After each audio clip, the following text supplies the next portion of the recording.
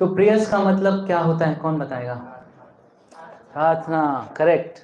ये इसका हिंदी मतलब हो गया। मैं पूछा कि प्रार्थना का कुछ और मतलब समझते हैं आप लोग? प्रेयर्स का कुछ मीनिंग? अपने दिल की फीलिंग बता रहे हैं। किसी को भी? नहीं, मतलब भगवान से कितना शेयर। अच्छा, ओके, ठीक है। आप सब प्रार्थना करते हैं? क्या करते हैं? बच्चों का तो मुझे क्लियर है, बड़े बताएं कुछ, क्या करते हैं प्रार्थनाएं? यस माता जी। भगवान की सेवा करते हैं। ओह अच्छा, ओके। जनरली हम लोग प्रार्थना करते थे पहले, इस कौन से पहले कौन सी प्रार्थना करते थे? गाड़ी हो जाए, पास हो जाए। पास हो जाए। यस माता जी। कोई मतलब दुख अपने, हमारे दुख दूर हो जाए, पहले ये मांगते थे। हाँ, पहले ये मांग, अब नहीं मांगते? नहीं। अरे वाह, अब आप लोग को क्लास का जरूरत ही नहीं है। क्लास में तो यही बताएंगे हम, आप लोगों को क्लियर है पहले से ही। तो पहले हम लोग मांगते थे कि सुख संपत्ति घर आवे, कष्ट मिटेगे धन का, जय जगदीश, जय कब होगी? जब ये चीजें हो जाएंगी। नहीं होगा तो फिर जय नहीं होगी। तो आज हम लोग प्रार्थना को समझेंगे कि एक्चुअली प्रार्थना क्या है ना? क्या है, क्यों करते हैं, कैसे करते हैं, क्या करते हैं, इसको समझेंगे, ठीक है? तो एक साल किसको हो गया? एक साल यहाँ पे, एक साल या उससे ऊपर? ठीक है, तो आप सब समझदार हैं। तो थोड़ा सा टेक्निकल स्टार्ट करेंगे। प्रार्थना, प्रार्थना बेसिकली बताया है कि भगवान से बातें करना। भगवान से हम बातें करेंगे तो प्रार्थना है। प्रभुपाद बता रहे हैं, एक्चुअली प्रभुपाद बताते हैं मध्य चैतन्य चरितामृत में मध्य लीला अध्याय 4 और श्लोक प्यार संख्या है 95, उसमें प्रभुपाद बता रहे हैं परपट में। प्रभुपाद कहते हैं, यदि कोई भगवान से बातें करने में और उनसे शिक्षा ग्रहण करने के योग्य नहीं है तो वो धर्म के सिद्धांतों को नहीं समझ सकता है। और एक लाइन और है इसमें कि जो भगवान से बातें कर सकता है वो भगवान के भगवत धाम को भी जा सकता है। आप सब कर सकते हैं बातें? अब ये देखेंगे कि बातें कितने प्रकार की होती हैं। कई बार पर्सनल मोटिव भी होते हैं। बातें जब हम करते हैं भगवान से, जब प्रार्थना करते हैं तो कई बार पर्सनल मोटिव भी हो जाता है। हमें पता है कि हमें ये नहीं मांगना चाहिए, हमें ये मांगना चाहिए, हमें पता है। लेकिन कई बार जब कष्ट ज़्यादा हो जाते हैं, दुख की स्थिति में जब ज़्यादा होते हैं, तो हम भगवान से वो भी मांग लेते हैं जो हम जानते हैं कि हमें नहीं मांगना चाहिए। ऐसा होता है आप लोगों के साथ? कुछ अलग से बातें तो नहीं कर रहा मैं ना, कि मंदिर वाली बात कर रहे हैं। सिर्फ यहाँ के लोग हैं ना, ऐसे होता है ना। हम जानते हैं, जैसे हम जानते हैं कि मृत्यु के समय हमें भगवान का नाम लेना चाहिए, बहुत सारे लोग जानते हैं लेकिन ले नहीं पाते हैं। तो उसका हम और अधिक गंभीरता से कैसे उसको समझें, उसके बारे में डिस्कस करेंगे। तो प्रार्थना जो है वो 3 प्रकार की होती है। प्रार्थना को वैसे संस्कृत में एक वर्ड आया है वंदनम। आपको यदि नवदा भक्ति के अंग पता हो, पता है किसी को नवदा भक्ति के अंग? नहीं, ऐसे नहीं बताना, एक एक करके बताना। किसको किसको पता है? अच्छा ठीक, एक एक करके बताइए, 9 पूरे नहीं चाहिए मुझे। एक व्यक्ति एक ही बताए। यस माता जी, आप ही, पीछे मत देखिए। हाँ यस, हाँ ये आप ही बताइए। भक्ति के अंग, 9 भक्ति के अंग है ना जो। यस माता जी, आप स्टार्ट कीजिए तो शायद लोगों को क्लियर हो जाएगा। आप यस। श्रवणम, यस। कीर्तनम, यस माता जी। हाँ भक्ति है। हाँ विष्णु स्मरणम, और बोलिए। यस यस बोलिए। पाद सेवनम। देखिए ऐसा नहीं है कि कोई नहीं बोलेगा तो उसको बाहर कर दिया जाएगा, किसी का गलत जवाब है तो बाहर कर दो, प्रसाद नहीं दो, ऐसा नहीं है। सबको प्रसाद मिलेगा और सब क्लास में रहेंगे। बस बताना है आपको, नहीं बताएंगे तो गलत हो जाएगा और क्या होगा। नहीं बोलिए, पर बोलिए। कब तक चुप बैठे रहेंगे? बोलना भी सीखिए। हाँ, और नेक्स्ट पाद सेवन के बाद तो यस माता, हाँ समर्पण है, और नवदा भक्ति के अंग में कुछ यस अर्चनम, और आप बताइए एक और। हाँ दास्यम, और वंदनम, और बताइए। हो गया स्मरणम, और दास्यम, साख्यम, एक बच गया आत्मनिवेदन। श्रवणम, कीर्तनम, स्मरणम, वंदनम, अर्चनम, दास्यम, साख्यम, आत्मनिवेदन। हो गया सारा। अगर बच गया होगा तो शायद 5 से बच गया होगा। ठीक है, तो इसमें से एक अंग है वंदनम, प्रार्थना करना। इसके आचार्य हैं, कौन है, कौन बताएगा?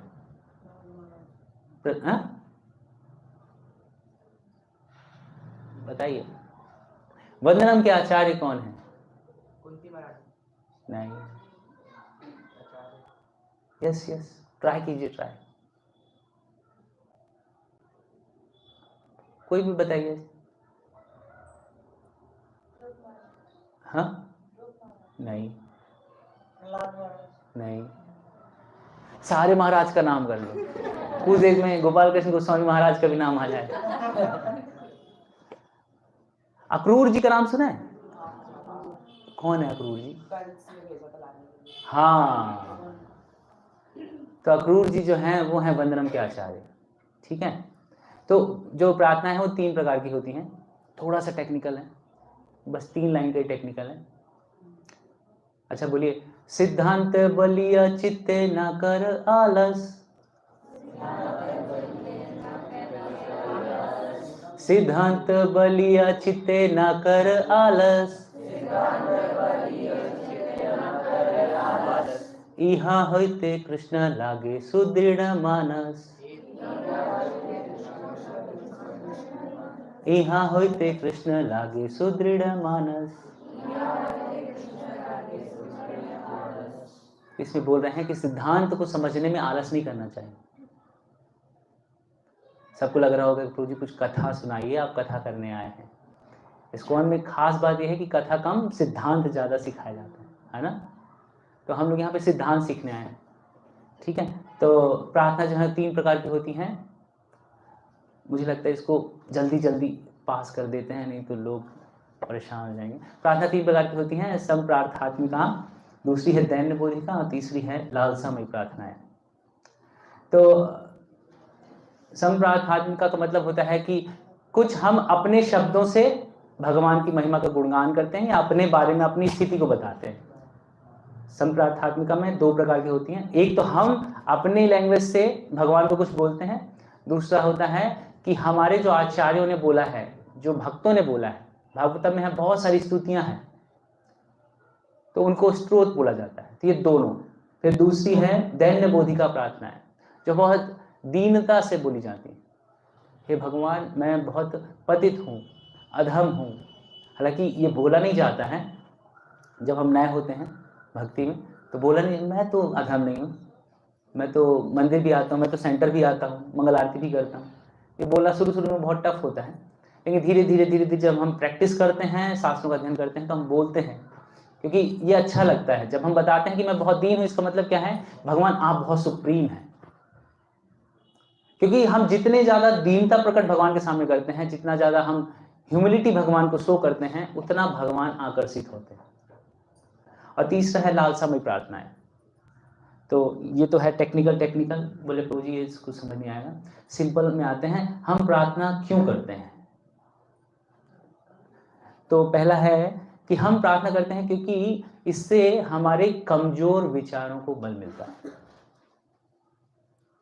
साइंस बताता है कि हम एक दिन में लगभग 30 से 40 हजार विचार हमारे मस्तिष्क में आते हैं। कितने? 40,000।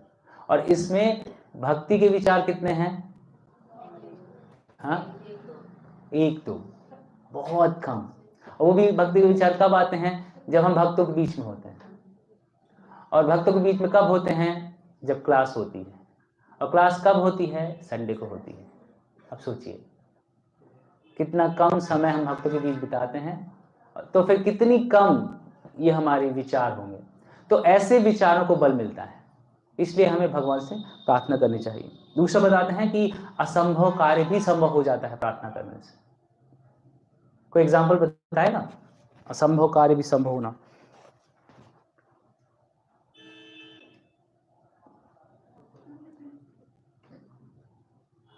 कुरुक्षेत्र का युद्ध पता है आपको?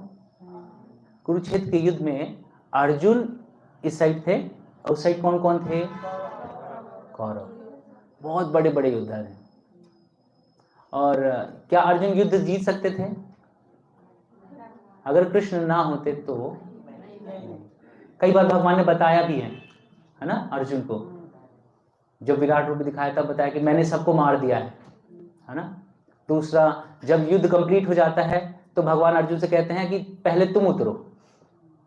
अर्जुन उतरता है, फिर भगवान उतरते हैं, तो जो रथ है वो ब्लास्ट हो जाता है।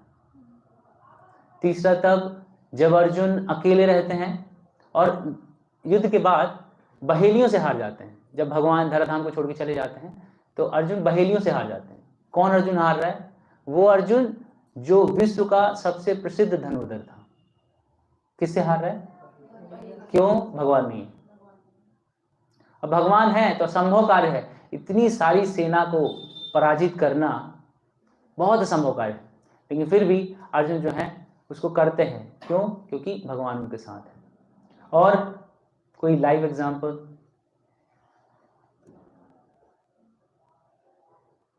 प्रभुपाद नहीं? 70 साल की उम्र, सोचिए, आप सब मन में सोचिए, एक व्यक्ति का चेहरा लेके आइए जो 70 साल का बूढ़ा व्यक्ति है।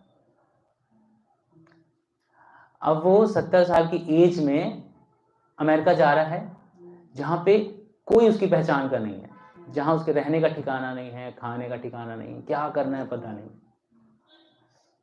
तो प्रभुपाद जो है जब जलदूत में यात्रा करते हैं तो एक प्रार्थना लिखते हैं, तब कृपा हुईले मोरा कथा शुद्ध होवे, सुनिया सवार शोका दुख जे गुचीवे, आमी जाके यदि प्रभु आमा के नचाते, नचाओ नचाओ प्रभु नचाओ से मते, काष्टेर पुतली जता अमी के नचाते, नचाओ नचाओ प्रभु नचाओ से मते। क्या कह रहे हैं कि यदि आपकी कृपा होगी, कौन बोल रहा है? प्रभुपाद बोल रहे हैं कि यदि आपकी कृपा होगी तो मैं, मेरी जो कथा है, जो मैं बोलने वाला हूं, किनके सामने बोलने वाला हूं? फॉरेनर्स हैं जिनको भगवान का भी नहीं आना, नहीं जानते, नहीं भगवान क्या होता है क्या नहीं होता है, और एकदम नशे में धुत हैं, ऐसे लोगों को प्रभुपाद क्या कर रहे हैं? कन्वर्जन कर रहे हैं, कन्वर्ट कर रहे हैं, मतलब उनको याद दिला रहे हैं। असंभव कार्य है ना, लेकिन यह असंभव कार्य भी संभव हो गया क्योंकि प्रभुपाद बहुत प्रार्थना करते थे। आपको पता है प्रभुपाद राधा दामोदर मंदिर में एक हृदयानंद महाराज हैं, वो बताते हैं कि प्रभुपाद जो है वो रात में 1 बजे 1-1:30 बजे रूप गोस्वामी की समाधि में झाड़ू लगाते थे और रोते थे। क्यों रोते थे? भूख लगी है? नहीं। तो कि मैं प्रचार कर पाऊं, अपने गुरु की आज्ञा का पालन कर पाऊं, तो मुझे शक्ति दीजिए, मुझ पर कृपा कीजिए। इन प्रार्थनाओं को सुन के रूप गोस्वामी क्या करते हैं? रूप गोस्वामी को आशीर्वाद देते हैं। तब प्रभुपाद जो हैं विदेश जाते हैं और प्रचार करते हैं, और ऐसा प्रचार करते हैं कि तब से लेके आज तक चल रहा है और 10,000 साल तक चलता रहेगा। जगत गुरु श्री प्रभुपाद की जय। इसको बोलते हैं प्रार्थना की शक्ति। और क्या हो सकता है? बताते हैं कि प्रार्थना करने से हमारा शरीर जो है ना उसको भी पोषण मिलता है, क्योंकि ऑक्सफोर्ड यूनिवर्सिटी जो है वहां पे एक रिसर्च पेपर पब्लिश हुआ था, उसमें बताते हैं कि जो व्यक्ति प्रार्थना करता है वो जो नहीं करता उसके मुकाबले 7 से 11 साल तक अधिक जीवित रहता है। क्यों? क्योंकि जब कोई प्रार्थना करता है तो उसे पता होता है कि मेरे ऊपर कोई है जो संभाल लेगा।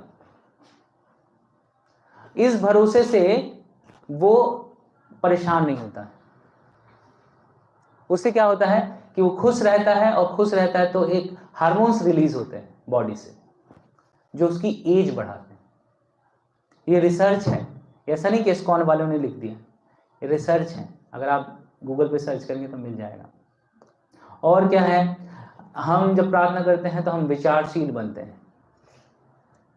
देखिए, अगर हम प्रार्थना नहीं कर रहे होते या नहीं किए होते तो हम यहाँ पे नहीं होते। हमने कहीं ना कहीं प्रार्थना की है भगवान से, तभी हम सब यहाँ पे हैं।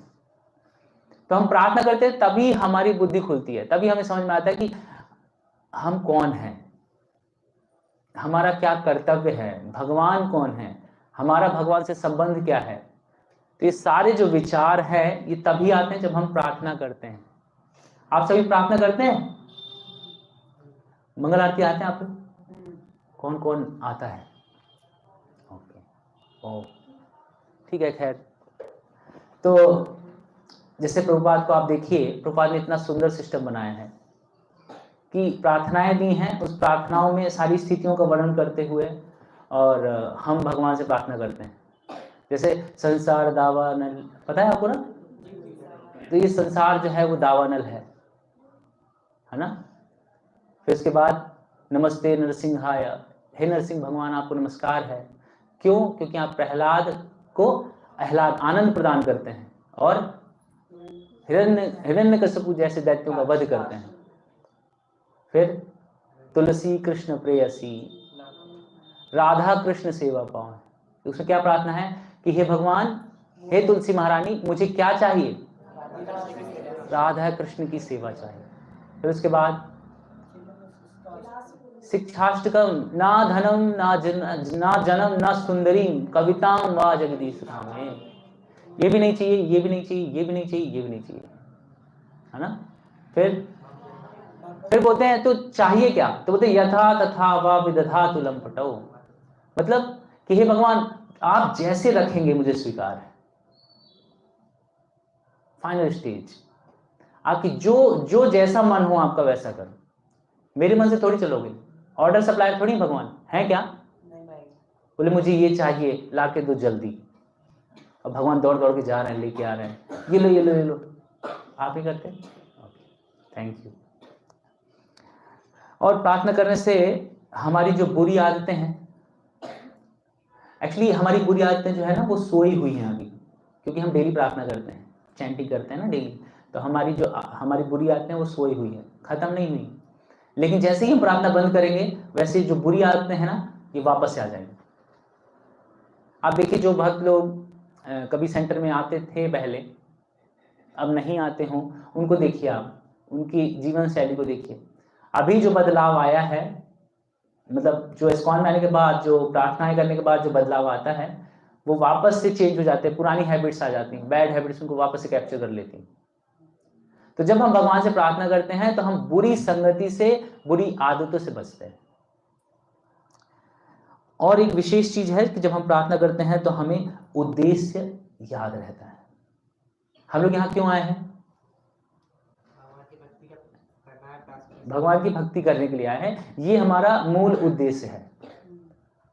अगर हम प्रार्थना नहीं करते तो ये उद्देश्य हम भूल जाएंगे। हाँ, एक बार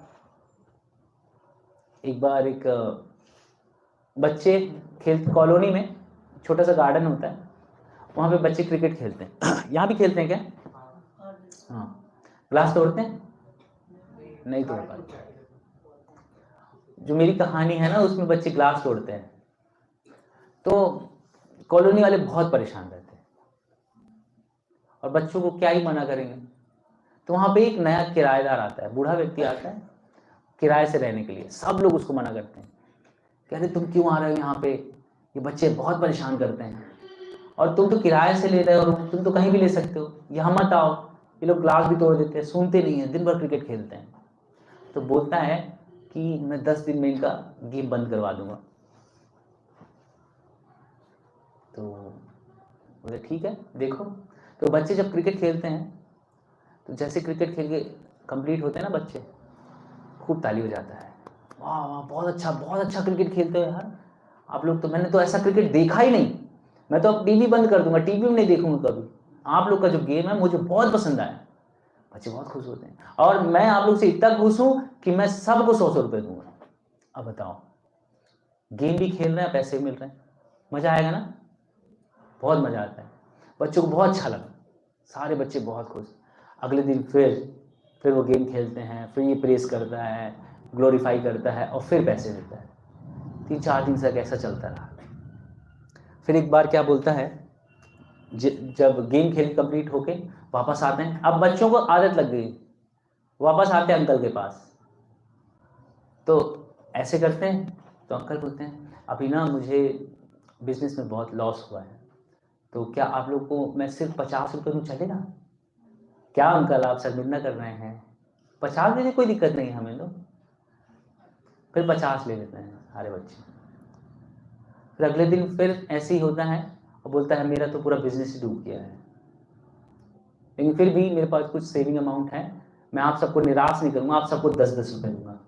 बोले अंकल आपका दिमाग खराब है क्या, हम 10 रुपये के लिए आपके सामने खेलेंगे, चलो भाई लोग अब नहीं खेलेंगे, यहाँ कोई गेम नहीं होगा, और सारे चले जाते हैं। अब बताइए बच्चों का मेन गोल क्या था?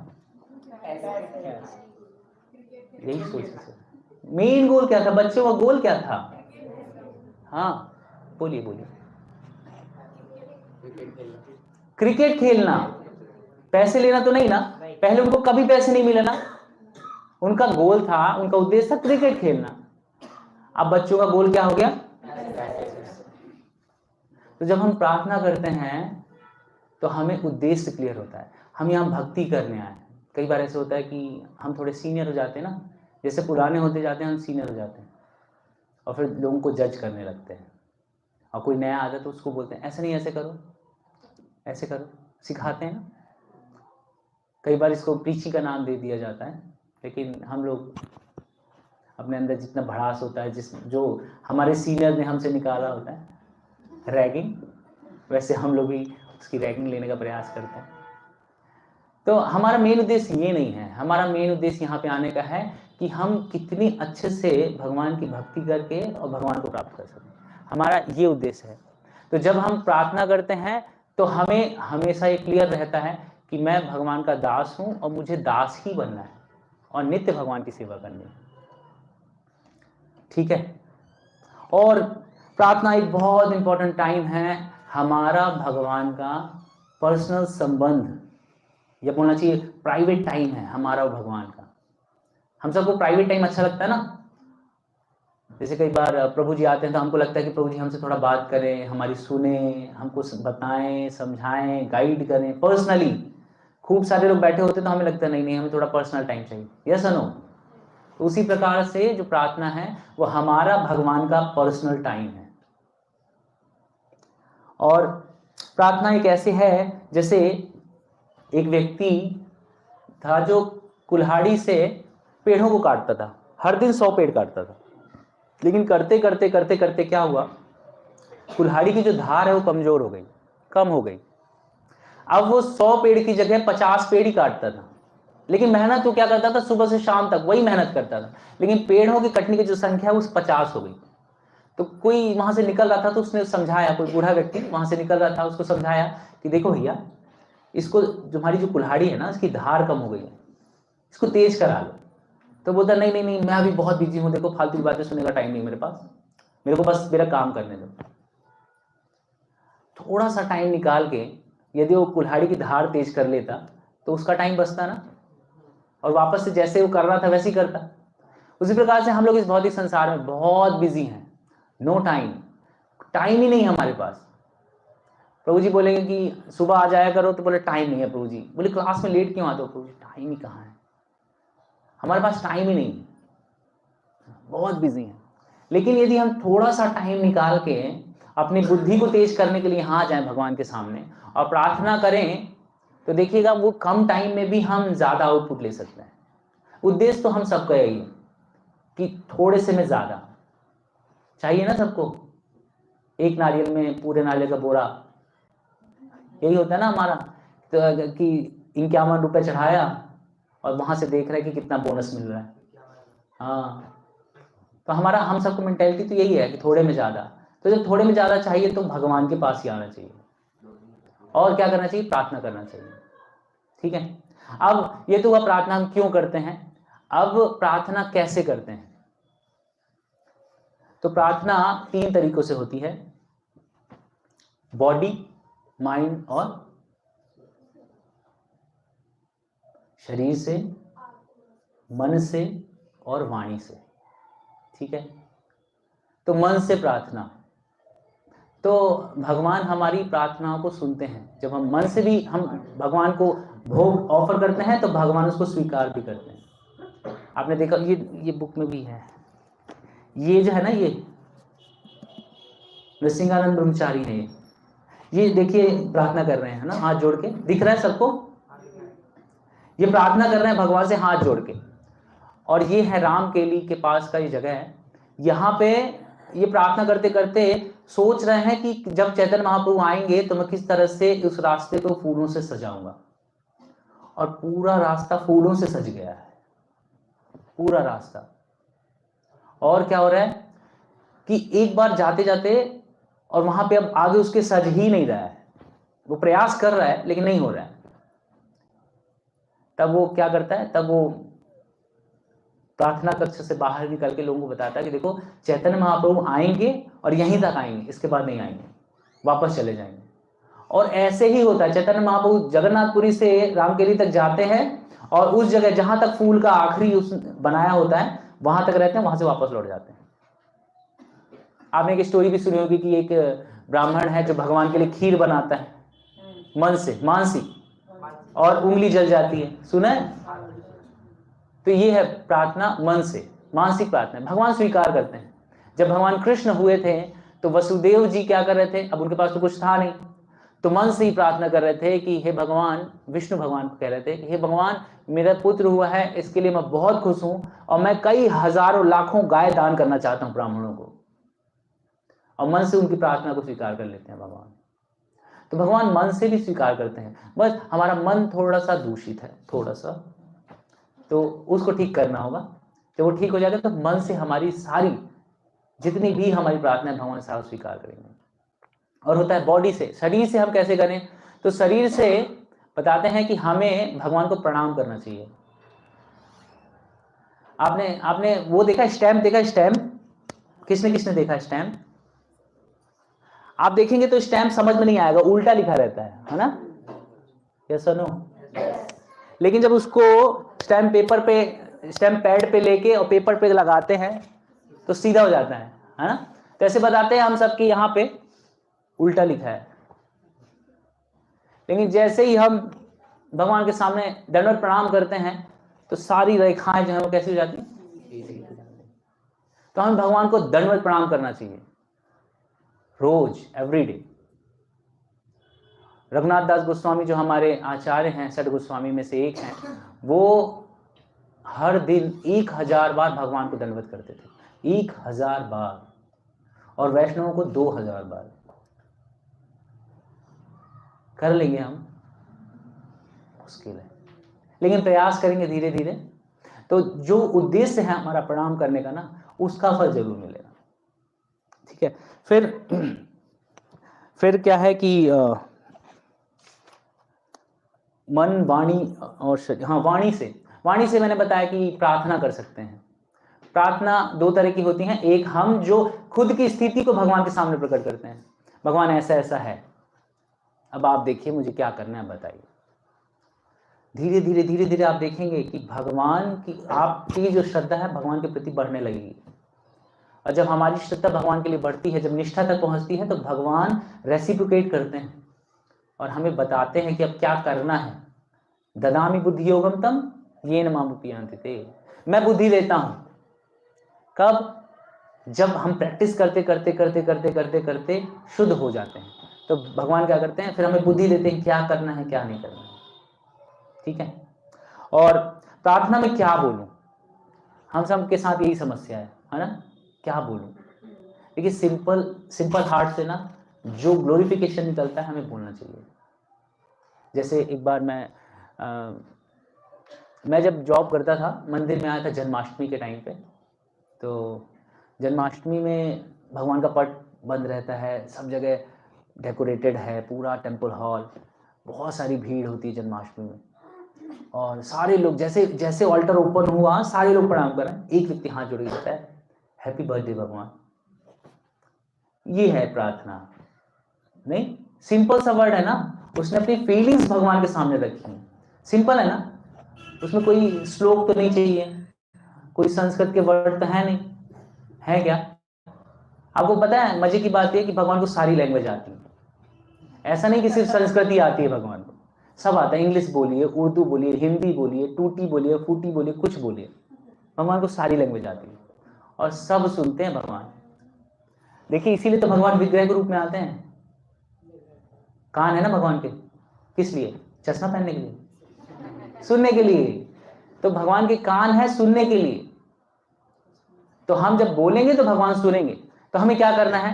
पहला हमें करना है धन्यवाद देना भगवान को, क्योंकि भगवान आपने सब कुछ दिया हमें। हालांकि मैं उतना योग्य नहीं हूं जितना आपने मुझे दिया है कि नहीं? आप बताइए। जब हम देखते हैं किसी को, जो व्यक्ति जैसे रास्ते में है, किसी के पैर नहीं हैं, अलग अलग तरीके से, तो हमें पर्सनली मुझे तो बहुत मुझे ऐसा लगता है भगवान आपने बहुत दिया है। मतलब क्या मांगूं, मतलब सच में आपने बहुत दिया, और मुझे तो स्पेशली बहुत दिया है। तो मैं तो ग्रेटफुल हूँ, लेकिन हम सबको ग्रेटफुल होना चाहिए कि भगवान ने हमें सब कुछ दिया है। स्पेशली हमें भगवान ने इस भौतिक संसार से निकलने का रास्ता बताया है। हमें भगवान ने भक्तों का संग दिया है। इससे बड़ा और कुछ नहीं हो सकता है। बड़े बड़े लोग जो बहुत पैसे कमा रहे हैं, दिन रात बिजी हैं पैसे कमाने में, बड़ी बड़ी कोठियां बनाई हुई हैं, भगवान ने उनको भी वो नहीं दिया जो हमें दिया है ना। तो हमें धन्यवाद करना चाहिए भगवान को। दूसरा क्या है कि अपनी स्थिति बताना चाहिए। ऐसा नहीं कि भगवान जज करेंगे। जैसे आप किसी और को बताइए अपने रिश्तेदार वगैरह में, तो रिश्तेदार फैमिली के लोग जज करते हैं कि इसने ऐसा किया होगा ना, इसलिए इसके साथ ऐसा हुआ या ऐसा हो रहा है। भगवान जज नहीं करते। सारी स्थिति भगवान के सामने रख देनी चाहिए एज इट इज, सारी स्थिति। जैसे कि कुंती महारानी सारी स्थिति अपनी रखती है कि देखिए भगवान, आप तब हमारे साथ थे जब लाक्षागृह हुआ, आप तब हमारे साथ थे जब द्रौपदी का चीरहरण हुआ, जब हमें विष खिलाया गया या वनवास भेजा गया, आप हमारे साथ थे। आप तो हमारी स्थिति से परिचित हैं। तो उसी प्रकार से जिस प्रकार भगवान कुंती महारानी की स्थिति से परिचित हैं, उसी प्रकार परमात्मा के रूप में हमारे हृदय में भी भगवान हैं और हमारी भी स्थिति से परिचित हैं। लेकिन हमें शो करना होगा। जैसे डॉक्टर के पास जब हम जाते हैं तो कुछ छुपाते हैं क्या? बोले नहीं, डॉक्टर को ये नहीं बताऊंगा यार, ये ठीक नहीं लगता, ये ठीक नहीं लगेगा, नहीं। जैसे लूज मोशन है, कितनी बार गए? 10। नहीं ये नहीं बताऊंगा, अच्छा नहीं लगेगा, 2 बार ही बताता। ऐसे बोलेंगे क्या? नहीं, एज इट इज जो है वो सब कुछ बताएंगे। क्यों? जब डॉक्टर को बताएंगे तभी तो वो उसी हिसाब से दवाई देगा ना। उसी प्रकार से भगवान के सामने जो है सब कुछ खुल के बोलिए। कुछ चाहिए तो मांग भी लीजिए।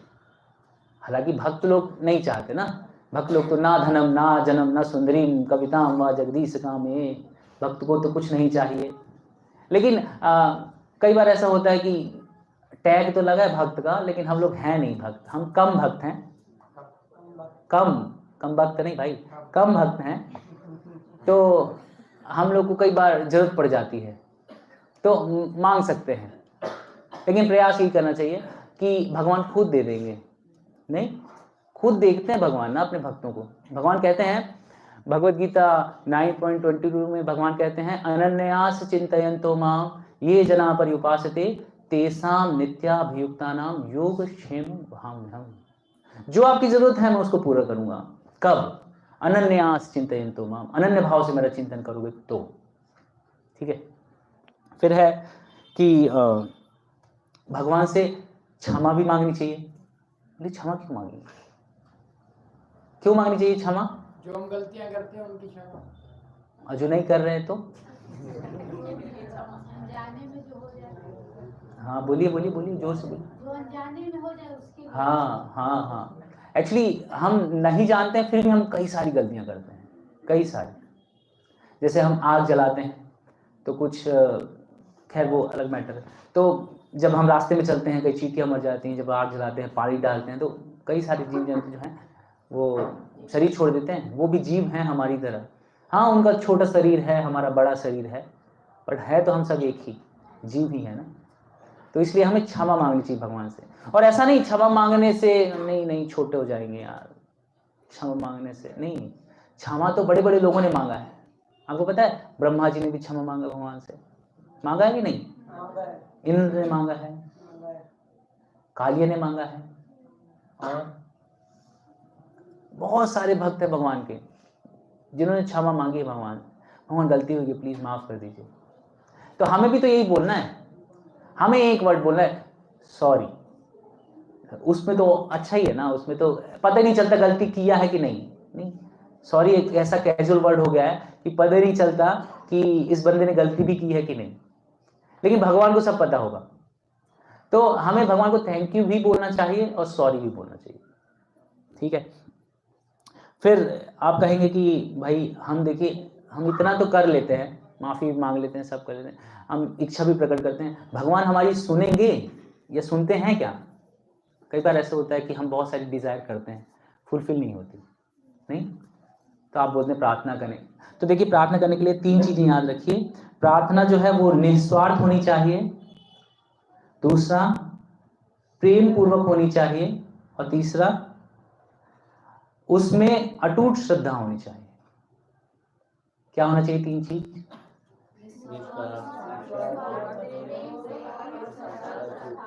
कुछ नहीं समझ आया, एक एक करके बोलिए।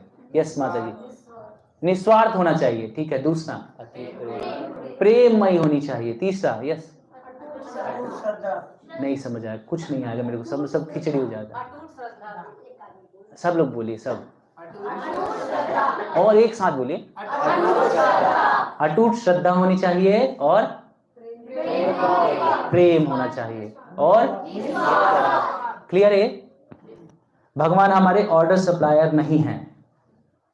ऐसा नहीं है कि मैंने मांगा और भगवान को बाध्य होकर देना ही पड़ेगा। तो प्रार्थना कैसी होनी चाहिए? आपने मंदिर गए, मंगल आरती गए हमारे, उसमें जीतामित को एक प्रार्थना करते हैं, आपको पता है? कौन बताएगा? एक व्यक्ति, कौन पता किसको किसको प्रार्थना हो?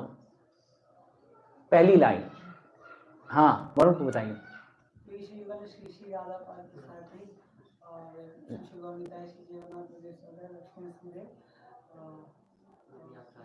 हाँ बस समझ गया ना। देखो जब प्रार्थना करते हैं तो बोलते हैं जीतामित को, प्रिय जीवलेश्वर श्री श्री राधा पारसारथी ललिता विशाखा गौर निताय सीता राम लक्ष्मण हनुमान लक्ष्मी नरसिंह प्रहलाद महाराज, यदि आप चाहें तो। समझ में आया? ये लाइन बहुत इंपॉर्टेंट है।